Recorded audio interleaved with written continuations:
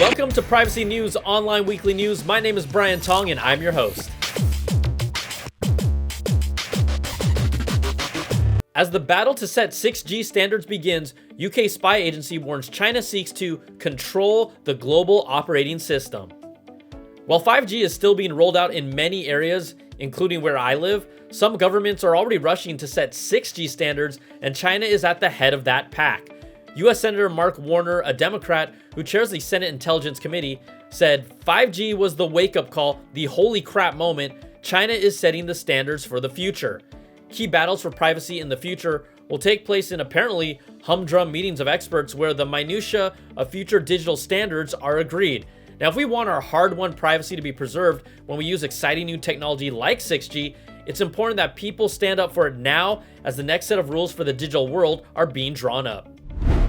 Facebook's massive data leak starts to have important knock-on effects and potentially serious ones for Ireland. We recently reported on Facebook's massive data leak of 533 million personal data records that were posted online. Facebook has vowed, once again, to take privacy seriously moving forward.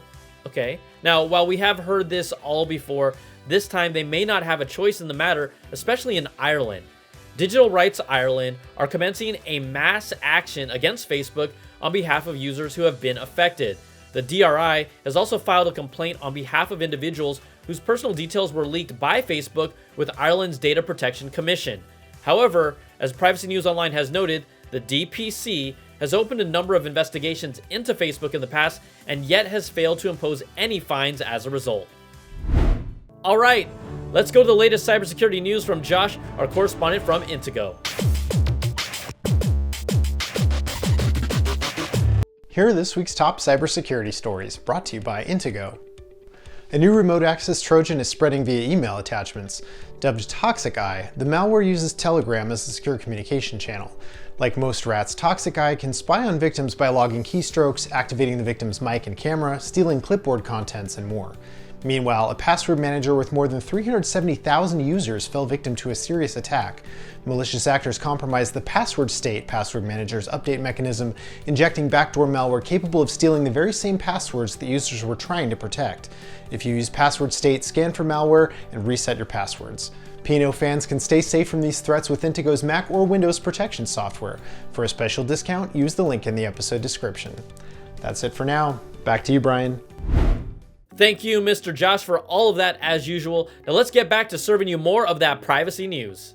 Tim Cook urged Mark Zuckerberg to delete user data from third-party apps in private 2019 meeting.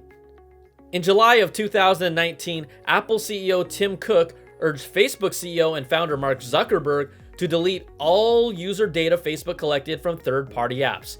Now, anonymous sources with direct knowledge of the meeting say that Zuckerberg was stunned considering that Facebook's business model relies on collecting user data. Now, Zuckerberg felt that Cook's answer was to say that his business was untenable, and while Zuckerberg did not take Cook's advice, Apple is set to roll out app tracking transparency, which will ask for a user's permission before tracking them across apps and websites owned by other companies. In essence, Apple will block apps from collecting data about the users without their permission.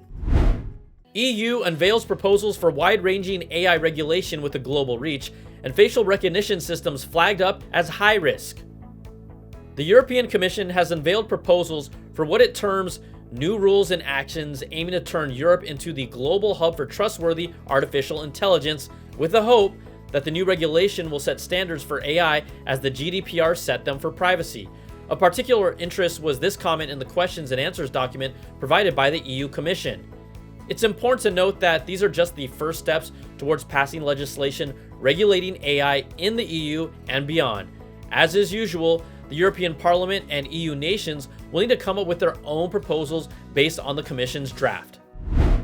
Now you're up to date on the latest privacy news online, which is brought to you by Private Internet Access, the award-winning, no-log, IOXT certified VPN service that lets you protect up to 10 devices simultaneously with apps for Windows, Mac, Linux, Android, iOS, and more. Sign up now and get up to 2 months for free using the link in the description down below, where you can also find a link to learn more about all the stories in this week's episode. Now, Privacy News Online is taking a break, but you can still catch up on all the latest privacy news at privateinternetaccess.com/blog. Thanks so much for joining us. I'm Brian Tong, and this has been Privacy News Online.